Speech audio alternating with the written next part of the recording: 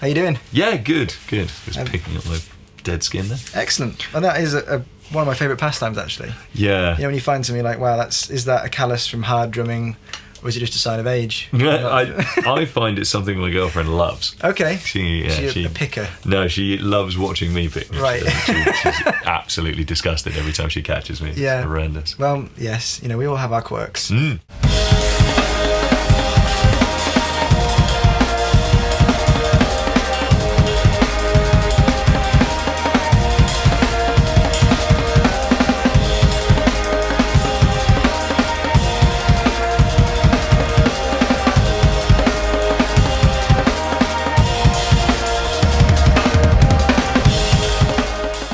So, tell the good people of the internet a bit about yourself. It's like kind of how you got into music initially would be interesting as well. Yeah, I started playing drums. I was probably about 7, and the family legend is that I wanted a trombone, and my dad got me a drum kit to get me out of playing the trombone, It was like, at that age, it's kind of like you do your paradiddles because your parents say go and do some practice, you go and play with the school band or whatever, and it's like that's all kind of fun and good. And then when it was about 13, I heard like Guns N' Roses, Appetite for Destruction. Oh, that was probably a bit early. I was probably 12, and then at 13, it was like Downward Spiral, Far Beyond Driven suddenly all came out that year, 1994, and it was like, whoa, what is this? Yeah. And then it just switched from being something that I did because you go and do it, to being this thing that could kind of define you. You could express yourself, you could make friends with it, you could sweat in a room, you could all this stuff that was completely your own. Even though there was plenty of parental driving around and stuff. It was just like you could get into a room and make this noise that you really enjoyed, that was just, completely kind of becomes your own defining thing. So that was massive.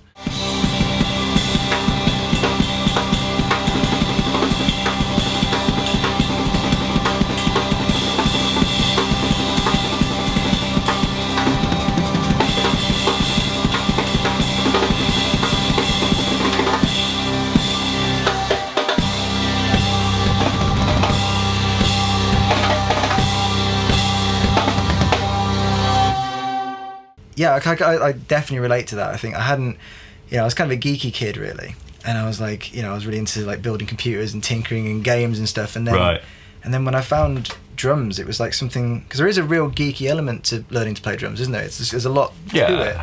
And I found something that I was like, wow, I can apply this like geekiness, but I'm a little bit more cool than I used to be. Totally. Because you've got and made friends through it, and it was like absolutely, it was genuinely a big turning point in life. Yeah, I think so. And also there was bits like when you're kind of in the school band, or one of the things I found pretty amazing was like the county music groups. As a kid, I went and did the Dorset Youth Jazz Orchestra or stuff like that. Things that I think sadly don't really exist in that same way anymore. But through that, not only are you kind of playing music with a bunch of friends, you're hanging out with the whole of the Youth Jazz Orchestra, the whole of the Youth Orchestra, who are all muso nerds as well. And that was quite interesting meeting like having this wider group of people that the only thing that brought them together was music. Yeah. That was pretty amazing. So do you think that widened your perspective, rather than some people that just kind of play drums and like they just, you kind of meet those guys, and like I think I was very guilty of it myself, where you don't really sort of pay attention to the wider music stuff. Do you think hanging out with those guys made you aware of that from an early age? Yeah, a bit. Although I'd also probably say that there was a real key difference that I found with that lot, in that like I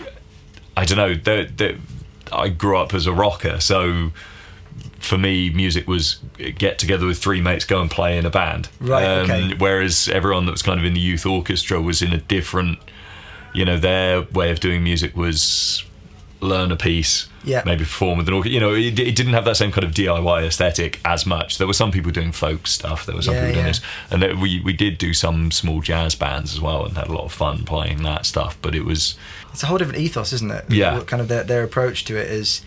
And I remember I had some friends that were really into like classical stuff when I was younger, and I remember thinking, you know, my approach was so different. I didn't study drums until much later. Right. I was just taught myself, and so the idea of learning a piece and then and reading music was really alien to me. I respected it, and also thought, I was like, wow, that must be so different to play something that's you know, almost like, you know, to not have written it and play it. And it's an incredible what they do, but I guess it's also such a different approach to music, isn't it? Yeah, definitely. I mean, I just think the firmest way to kind of maybe learn what we do is to try and ignite that thing at the beginning, and then everything else kind of falls into place around it. That's always been. But then, you know, there is a lot of technique in all kind of music, and I guess it's good to be shown it. But it's I'm definitely of the, I'll get this together because on Thursday I'm about to gig it. You know, so it's definitely a big motivating force. So from that point, when was it that do you remember, was there a particular point where you thought, I really want to pursue being a musician? You know, this is something I really want to do. Yeah, weirdly, not really. Yeah. Like, it was, I was doing, I know there was a change during A-levels. Like my first year of A-levels, so I didn't do music at school. I had drum lessons outside, and I used to play in the bands outside, but it was like maths, chemistry, physics A-levels. And then halfway through that, there was just this switch when I went from kind of with some all right grades, and it was all looking all right. And then, around 16, just was like, I think that was when I started speaking to the guys in the kind of youth orchestras that were all like, oh, we're off to London to study music. Right. And I was like, oh, can you do that? You know, I didn't know anything about unis. I didn't know what I wanted to do. I just had this vague idea. I enjoyed chemistry and maths, and that was fun. And I was like, maybe I could do something with that. And then suddenly these guys were like, oh no, we're off to London. We're studying jazz at uni. And it's like, Jesus, all right, okay. And so I went and did basically flunked my A-levels, went and did a BTEC in popular music, and then came to London. And so there were these steps of like, this is something I'm passionate about, I want to chase, but it was never like, I'm going to make my living from music as a kind of designed path. And I it's just worked out that way. I mean, first 3 years after uni, I was just teaching a lot, and then I landed a gig with a band that was touring for like 4 years. And then, what was that band? That was the James Taylor Quartet. Okay. So that was kind of Hammond organ funk. Right. That was that. I mean, and that band definitely was. Is it probably like backbeat funk or kind of? Quite broken, quite kind of Stubblefield or Bernard Purdie or Grady Tate. Kind of a lot of kind of 60s boogaloo stuff. Yeah. Quite. I mean, that's how I played it, and that's how I really enjoy. I love that kind of 60s Lou Donaldson, early 70s Blue Note kind of groove stuff. Right, that was a massive sound for me as a kid. Like I used to play in one of my first bands in Bournemouth, like professional bands, was playing that stuff. And so it was, that was a real kind of formative thing, like quite light, skittery, Tootie Heath or someone like that. A load of kind of awesome drums. So but I just played it like that. That was what I loved. Cool. And it was good. It was a good time for it, where James was getting more into the small band quartet sound with some slightly kind of more improvising and old school sounding players. So definitely an amazing kind of 4 or 5 years of going from being a kind of boy to a man, traveling the world. Hilarious. I talked to the guy that played guitar in it about like, this is what we thought graduating music college was. We've done it, right? We've got a gig now, and then you kind of do 4 years of it, and then you quit the band, and you're like, oh no, this is what doing music is, like, where there's no plan and there's no, you have to make shit happen for yourself. It's funny, but it was a great kind of 4 years. But I think the plan has always just been give it up when it doesn't work anymore. Yeah. And luckily it hasn't stopped working yet. I think it's... That's amazing. Doing something creatively for a long time and ideally, getting paid or surviving off it really requires a lot of tenacity, I think. And it requires a lot of a lot of wanting to do it for the right reasons. Do you know what I mean? Because there's so many times where it's not anything like the glamour that is portrayed, and it's just you're on your own in a room working on something, or you know, and I think it really shows if someone's got the passion for it. I think so. Like, I think there's an element that's a bit like doing press ups. You're not going to see the benefits today, but if you do it every day in a year, you might see something. And I really found that. So like after I left that band, shit got quiet. You know, shit was really quiet, and you're sat there and you're like, the fuck do I do? And I kind of went back to some more teaching and got involved in the education side of it for a bit. And now I'm stepping back from that because for the last kind of 5 years, playing has just been back to the fore. You know, it's like, well, I just don't have enough time to do more playing. And the kind of the solo stuff is driven by yourself, you know, and hey, there are days when I phone my girlfriend after a day in the studio recording it going, I don't know what the fuck this is. This is terrible. What am I doing? You know, this is useless. But by building on it, you are kind of setting something in motion. You know, I'm a firm believer in kind of energy and momentum. And I think as a musician and as an artist, like, you know, building your momentum by just keeping at it, you know, so I think it's really important.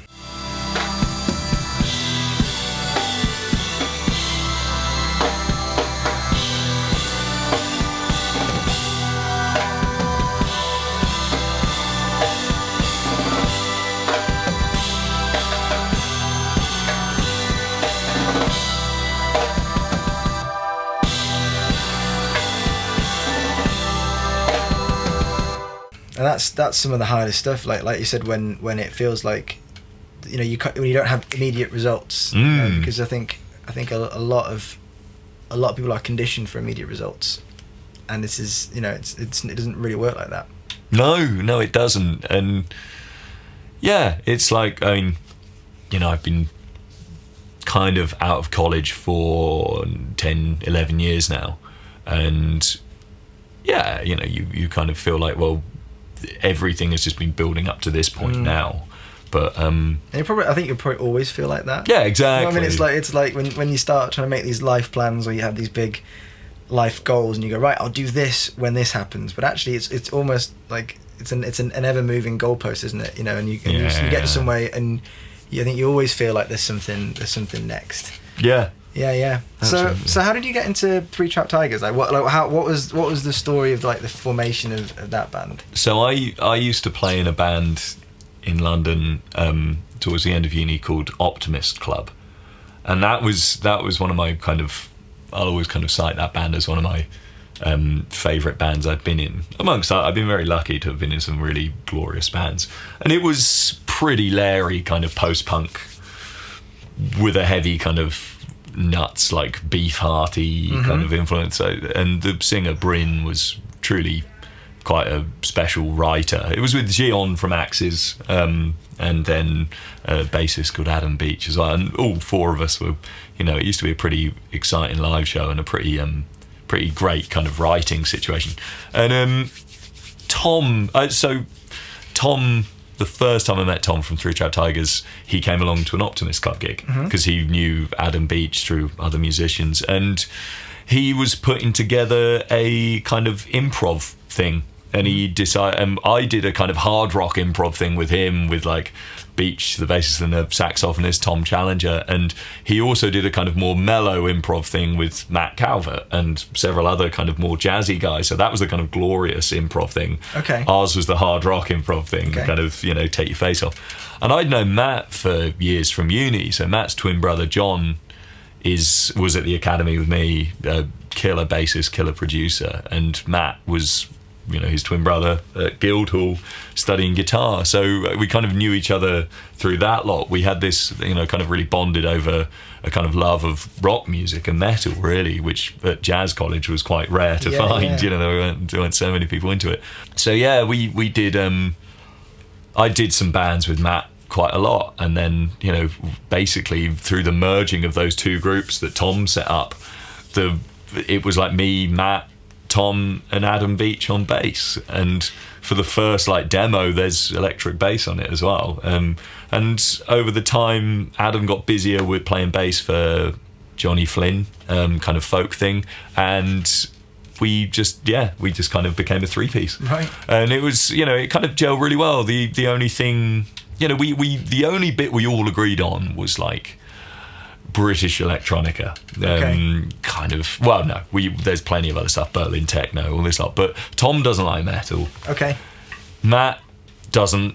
Matt does like full-on glory post-rock, but he's always like, "Come on, we can chase something more involved than that." But Tom and I love kind of just strident glory. I mean, Matt definitely does. Tom, me and Matt love metal. Me and Matt love funk. Tom doesn't love funk. Okay. He doesn't get James Brown in the slightest. He's just meaningless to him. He's a real melodicist. Yeah, he's like, oh, I love melodies, and he does. Everything for him is about the melodies. Yeah. From a kind of classical tradition. So it's hilarious. This kind of the only bit in the Venn diagram where you were all kind of like, truly like, this is amazing, was Aphex Twin, Square Pusher, Boards of Canada, Ortega, wow. Chris Clark, these kind of guys. And it's not like, and so, well, yeah, basically Tom's initial idea was, let's be the punk band playing that kind of music. And so for me, drumming wise, it was like what Brian Chippendale was doing with Lightning Bolt was just caught me, and it kind of fitted nicely into the approach for the Tiger stuff. Not in a kind of contrived, I'll have a bit of that, but it was just like, just everything he played just really sung to me. And I was like, Christ, this guy is writing a new rule book for heavy drumming. Just like the madness of it. Yeah, and some of the phrasing, the kind of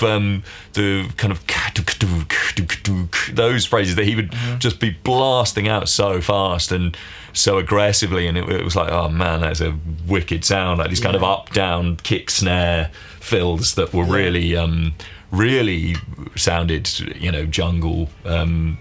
We started being like the band that could play that stuff, and it was like, well, we don't have the perfection that they do. It was, I mean, I'd love to have the perfection that Aphex or Square Pusher has in their drum program. I think it's just some of the best drumming there's ever been, but you're not going to have it. And by chasing it, you kind of cool down too much. And we were like, well, but what we do have is the chaos, the sweat, the kind of air of danger that those guys captured through their insane processing. We just had through by being three guys sweating our asses off and having our gear collapse on stage. And it was great, well, let's do this. Let's chase that. Let's kind of chase the human element. Exactly. Totally. And trying to chase the, so the balancing of stuff on the kit, the splashes on the drum that fall off in the tunes, and having the hardware samplers and stuff that you turn on with the left hand, and Tom playing all these kind of big keyboard things on these hardware synths that were falling apart.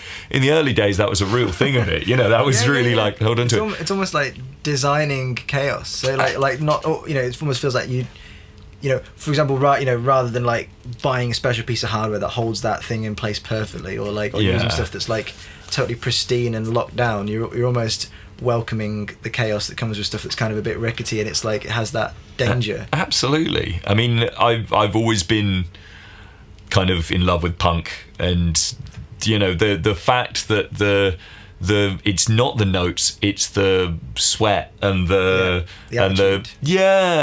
And attitude's one of those dangerous things, isn't it? Because it's like the second you try and contrive any of this stuff, the second you try and contrive that chaos, the second you try and you want a place to feel authentic. I mean, I think authenticity is just the big one, and it did feel very natural for us to be like, right, we're losing our shit on stage, great, this is really fun, because we were just excited by what we were playing. And I keep saying in the past tense, we still are, it's exciting. But I would say that in the last 5 years or something, we have had to make our gear more reliable as the gigs get a bit bigger.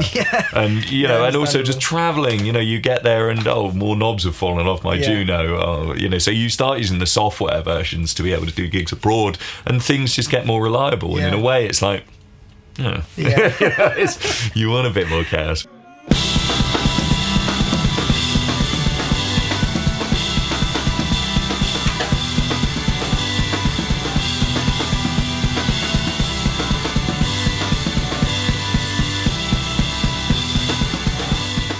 But yeah, the punk thing of it is really great. Like, this isn't about being flawless, it's about saying something. Yeah, and that totally. was really, especially again because we're not trying to do these, like, you know, if you chase the perfection of Aphex or Square Pusher, you're just on a hiding to nowhere, because it's the most beautifully considered writing. Yeah. It's so much depth, and months of work go into one drum track. You know, it's amazing. Yeah. I think one of the things that I really enjoy about your playing the most is that commitment to not playing stuff that's safe. You know what I mean? Like when I watch, and it takes balls, man, because when I watch you live, I'm like, I can see you reaching for stuff, and if you don't mind me saying, you know, sometimes you won't hit it. You know what I mean? But that's what's so great about it, is that like that we had this conversation earlier, didn't we, about like seeking too much safety in performance or in recording, for example, or too much perfection. And what it's exciting to see someone who's playing on the edge of their comfort zone. You know what I mean? And that's one of the things that I really enjoy about watching you play, is it's like, and not only that, but what you're doing with the electronics, and the fact that it's happening live, and that there's a lot of margin for error with that stuff, and sometimes that happens, and it's and it's I don't know, it's just like totally different to watching someone that is like has everything on lockdown, you know what I mean by that, where everything's like, there's no, I imagine you're probably a bit apprehensive before a show playing that stuff, you know. Yeah, definitely. I really appreciate that, because it is something that I really take quite seriously. That thing. I do some pop stuff, and we, you know, there's a lot of backing track, and the things need to sound great. Things need to sound good to be a good performance, but you want to feel like what's happening here is something real, and I think there's something of, you know, when you stand on stage, it should feel like you are giving something. And I think personally, I only give something when, probably when I'm towards that edge. You know, it's be it just through playing.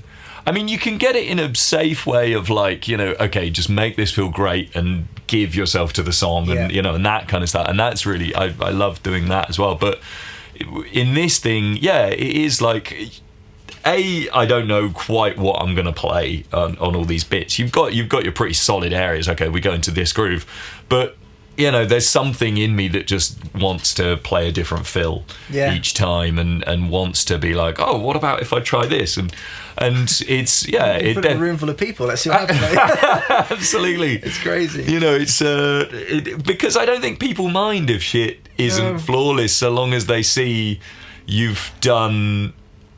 You know, okay, so if you get on stage and everything goes wrong because you've forgotten the chorus, that's bullshit. And people are like, really? But if they see that you're trying to do a performance that for decent reason is complicated, like, you know, there's nothing worse than, okay, and now I'll do it on a unicycle, like, you know, just to be like, what about if I so it needs to feel kind of earned. And I you know, especially doing the one man thing, there were versions of it where you kind of think, should I play a bit of keys at the same time or something like that? And there are versions of that are fucking great. I mean, D'Antoni Parks is, you know, his kind of techno self thing is unreal. And, you know, and loads of people got different versions of it that are great.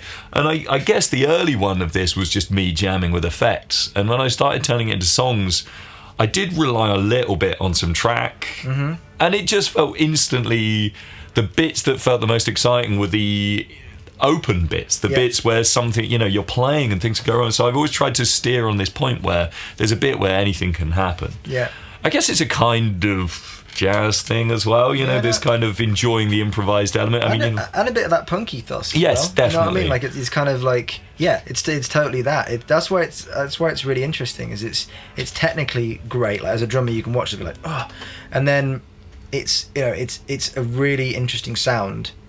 And it's also got that edge to it where you like, you know, it's kind of, I can imagine if I was you, I'd be like, whoo, here we go again. The kind of high when you get off stage and it's been a good gig is kind of second to none, I think, actually. Like it probably feels like probably the most earned, because it's like it's just you, absolutely, and you made all that stuff. And yeah, there is a lot of nerves. I did a gig a few weeks back at the Stroud Fringe, and it was my first like hour headline slot on my own for a kind of sizable stage. And I've done headline slots at gigs and stuff like this, but this was kind of festival thing, better. And the other bands have been great as well, and it was like, okay, here we go. And luckily it just went off. But for the 3 hours before the gig, it was like, real nerves. Wow. But and also the laptop is a bastard of a stage companion, because it is like, okay, drums I know, and I know my drums aren't going to go that wrong. You might break a skin, and that's tough. But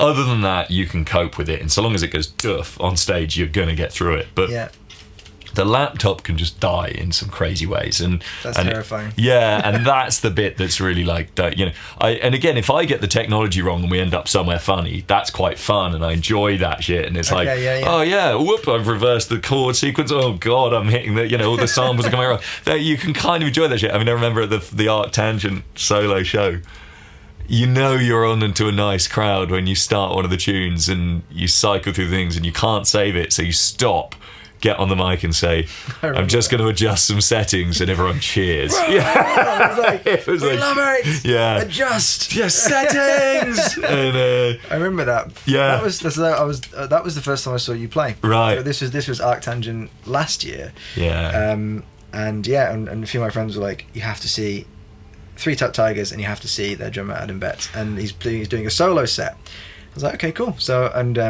was backstage and watched right from the side. It was monstrous. I just started getting interested in the electronics side, and just started I had some chats with a guy called Bid from Left Field. Right. Okay. And he was he's done a lot in a different way. And I was like, oh man, there's so much you could do. And then I saw that, I was like, wow. And then and you were like, I think you said something like, this one's new, it might go wrong, and it was all over, crazy. Yeah, crazy. That was an early gig. I mean, that was maybe kind of my sixth gig of doing this stuff, and it was great. I mean, awesome crowd, great to kind of have that borrowed thing of the Tigers. Tigers with that scene, everyone knew who we were, so it wasn't kind of like just walking into it completely unknown. And they are as far as audiences go, that is pretty much the nicest audience there is. They are so, no one there is there to kind of throw a pint of piss. Everyone is there to watch something that they haven't seen before, and that's why it's such a lovely festival. Everyone, people are there to watch the bands, and that's great. So, but that was a great gig, and it's kind of that feeling actually for a lot of them. You realise that people are on your side for most of it. If they come to see you, and if they know, particularly if they know why you're doing what you're doing. Yeah, I mean, I think weirdly, even support gigs, just people see someone on stage trying to do something. Yeah. So long as it's like mostly good, they're really into it. And it probably comes across very much like that when it's one person. You know what I mean? Like I think if it's probably a lot more forgiving than say someone else was creating the electronics and it went a bit haywire.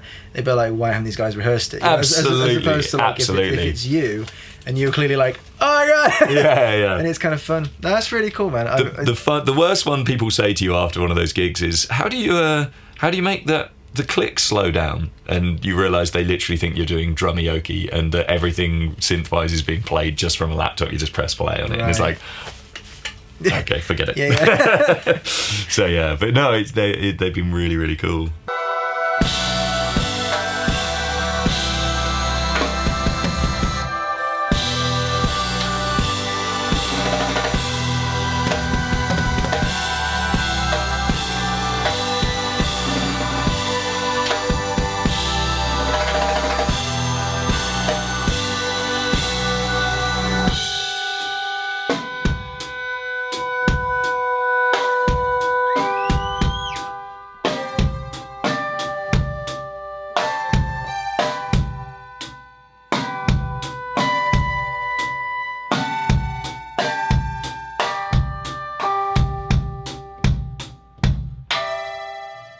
It's awesome. So, given that, at least from my perspective, one of the things that I, as I said, that I like about your playing is risk taking, but also the creativity. And we've been doing a track, and we ran it a couple of times, and the intro was completely improvised, completely different each time. And me and Mark were sat in here going like, it's just really expressive, it's really creative. So to people watching who are wanting to improve their creativity behind the drums, have you got any thought processes or mental approaches or even exercises that you think people could use to help kind of break out of the box they're in and be a bit more creative and maybe worry a bit less about making mistakes? Yeah, that's a wicked question. I always think like chasing something that doesn't work on the drums is a good way to go about it. I'm far from the best at this stuff, but while I was at college, my teachers were always about, play the melody on the drums, play the melody on the drums. And I was like, I got 4 drums. What do you mean play the melody? But by learning that, by playing the head of some of these tunes, and I don't mean picking jazz standards for this. I mean just look at the other instruments and try and do that, because there is a melodic aspect to it that's part of it. So for me, that was basically the overarching thing is move away from Billie Jean. Yeah. Now I love Billie Jean, and I love I love classic drumming and classic drumming. I love funk drumming, I love groove drumming, and I was like, yeah. But again, we're in the game of trying to move away from that as we do this discussion. So try and find things that haven't been done on the drum kit. So what's cool for that? Melodic drumming, play it, turn it that way. I love like the kind of orchestrated stuff that you can hear, like Hal Blaine doing with the Beach Boys and stuff like that aren't drum beats, straight away are kind of like, right, hit the bass drum there, tambourine there, and then a wood block, and then something like that, just creating something. And a lot of that then comes back to the kind of electronic stuff. So for me, Autechre were great for it because they don't use, if you broke down their kind of sound palette for drums on different tunes, it'd be completely different. But like one of them, it might just sound like a cowbell. Their entire tune is on a cowbell with a bit of weird feedback. Or this one might be just a bass drum and a floor tom, and try and create a groove with that that's not in any way backbeaty. And it's really hard to get away from, because we practice so long getting a backbeat feeling really good that it becomes a real muscle memory. And as drummers, we kind of...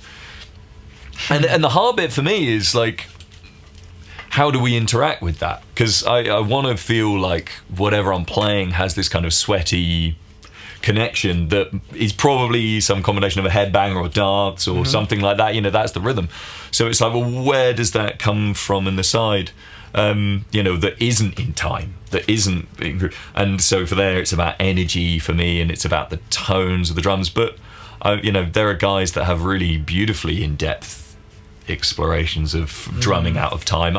For me, I can't do more than a minute or so before I'm like, right, now we need to get into time. And that's just where I sit with it. But the other bit I should probably say is like, Matt writes some of the best drum beats I've ever, so many of those Tigers beats are written by Matt away from a drum kit. And he does it mainly by beatboxing, and he sings it. So it's nothing to do with, well, what have I practiced all this time to do? It's like, well, where does my mouth have a satisfying melody? And writing on computer, on Ableton, write on, nick some samples. And I think like Jungle has been a huge influence for me drumming wise. I mean, as a kid, my sister used to go, used to date some guys that were DJs and stuff like that, and got into the kind of rave stuff when I was about 11 or 12. So didn't go raving, but my sister would bring home these tapes, and you'd hear these break beats with these kind of crazy samples. And so the Jungle thing, guys like Dillinger aren't writing beats ever to be considered to be played by a drummer. You're just like, no, this sounds wicked, and then slowly trying to just take some of that apart and play it a bit on the kit has been quite useful for that as well.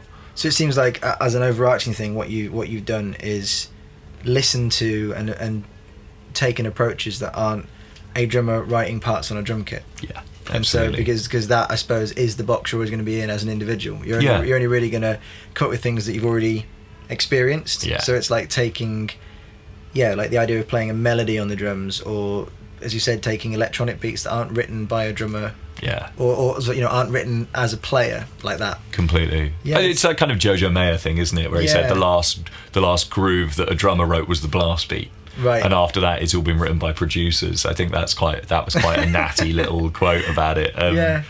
But I think, with it and know your framework for it. So I mean, hey, on my solo stuff, I can do whatever I want. Yeah. If I sat down with a soul band and started doing any of that, I would very much expect to be asked to leave and write on. You know, it's so know your kind of place for it. And you know, bands like Grizzly Bear are so amazing for, like, you know, he's such a wicked drummer for playing outside of the thing, but then still having a song around it. Yeah, mad. There was a band called Bear in Heaven as well that I thought he did really nicely on that. Just these kind of unusual things within it.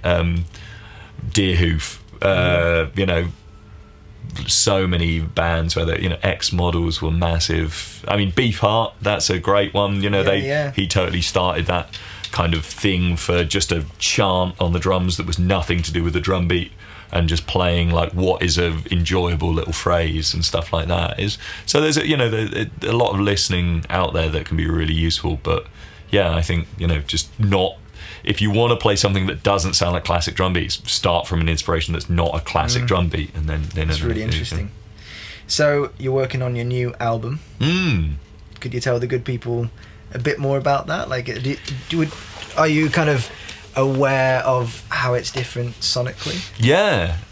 For a start, the first album was done as a live session, and in a way wasn't ever supposed to be the album. It was just supposed to be a live session. Okay. And it just went really well, and it was like, great fun. This can be the album. That's really cool. Yeah, it was just felt really good. And I'd been writing the tunes for a while, and you know, as the first album, there wasn't anything unifying them because they'd been recorded over different days in different studios with different setups, and it just sounded like kind of 10 random tracks. Then just playing them all in a day unified them straight away, and it was like, that's a really cool thing. And the whole thing of it being live, there's a video every track was there, and it just unified it. I wanted to step away from that a bit to see if I could write stuff that holds up as music without having that kind of conceit of it being a live album. Okay. It is all still played live, but there's no video. Yeah. You know, so everything that my kind of writing palette needs to be, can this be played live? Yeah. And are you inputting it live? Yeah. Because I want it to feel, Matt had a very nice line for it where he said, nothing should sound like it's been written with a mouse on a computer, because so I'm trying to, I love kind of acid house and stuff like that that's super quantized, but trying to be a drummer that plays that stuff is like, ignoring what your strength is and trying to chase your weakness. It's this unhuman quantize is not a natural strength of a human unless it's in a kind of way of a groove, so trying to turn them into grooves, so making sure all the input is me playing on the kit with the MIDI and the audio, and then turning these into songs. Most of them were songs before it started. Some of them were just like, I have this 8 bars of music, let's play this for 20 minutes and then turn it into a tune. So there's been some pretty fun kind of variety in results instantly. It's basically a studio album is the big difference. Cool. And I think sonically my work with Ableton has got better, my synth programming's got better, my MIDI setups have got more involved and more integral, so you can have chord sequences going on with the bass drum, that you can have something different going on with the snare and something different going on with the pads that can really go for quite a while, kind of long chord sequences that are still connected to the kit by a side chain or a gate or something that feels like you're playing it, but they're much longer forms. I think the last one was very much an exploration of a technique, and now this is more a development of writing songs with that technique. Wow. So it feels exciting and feels kind of fun. One of the biggest challenges is not having it as a live session, trying to keep that raw energy, as you say, and not get too perfectionist with it, and not be a dickhead that's like, I drifted a bit there, let's get you back on the grid, and being comfortable with, look, this is about the edge. There's something about seeing a live session that you're totally fine with it being really human, and then when you don't have that video there, and you set back and you're like, okay, I'm just listening to the audio. We've been really conditioned to go for that perfect thing. Yeah. And it's nice to try and slap yourself on the wrist and say, no, you rushed there. Yeah. That's what happened. Yeah, exactly. No, it's really cool. So it takes a lot of practice first, and I think there's the thing of you pick the best take, but and obviously you can do some fun editing of like, look, here's me playing this tune, it's 15 minutes long, but actually on the album it's 3 minutes long, so you just stay for a while on the verse, stay for a while on the chorus and stuff like that. But it's basically still following that conceit to do a good studio album. Really. When you have, so you're mixing at the moment. Cool. Hopefully all finished by October. Okay. And then we'll see what happens. So it'll probably be another few months after that. Amazing. Yeah. Well, thank you so much for coming down today. No, cheers, Ben. It's been a pleasure. If anyone wants to find out more about you, where can they go? AdamBettsDrums.com. Cool. Is probably the easiest way to get in touch. Everything Adam Betts Drums on Instagram, Adam Betts Drums, Twitter. We've got a Facebook page, Adam Betts Drums. Cool. So yeah, just hit me up. Amazing. So I'm playing at the UK Drum Show on the 23rd up in Manchester. Amazing. With some of my heroes, John Robinson, Dennis Chambers, George Goliath. Quite terrifying. It's gonna be pretty amazing. So how are you feeling about it? Terrified. Well, no, actually, I'm all right. I've got the kind of wild card entry with the electronics. Okay. So I don't need to be as good as John. But hey, Robinson. it's live. It's live. I can make as many mistakes as I want. Exactly. Oh, it's so charming. Yeah. But yeah, so that's going to be amazing. So that's on the 23rd. 23rd of September. Yeah. God, that's in 2 weeks. Wow. UK Drum Show. So yeah, go check it out. If you can get to UK Drum Show, I'd recommend it anyway. And if you ever have the chance to see Adam live, 100% recommend it. It is an experience. So yeah, cool. Thank you so much for coming down. Cheers, Ben. Nice awesome. one. Thank you. See ya.